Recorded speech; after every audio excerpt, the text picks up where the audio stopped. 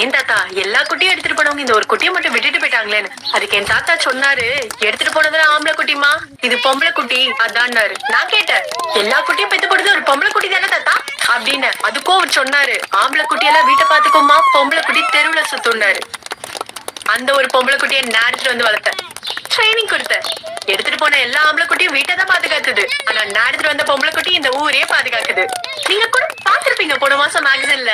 அது ஏன் டாக் தான். பெண்கள் நாய்க்குட்டியில கூட ஆண்களுக்கு சலைச்சவங்களே இல்லைங்க. ஆணும் பெண்ணும் சமம், சேம் பவர்.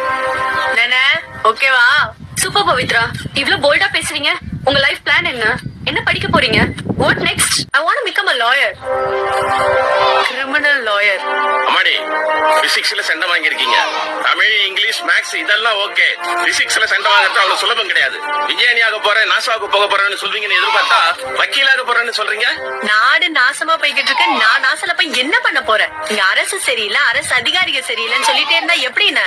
நம்ம ஊரு நம்ம தானே யாராவது இறங்கி சரி பண்ணணும்.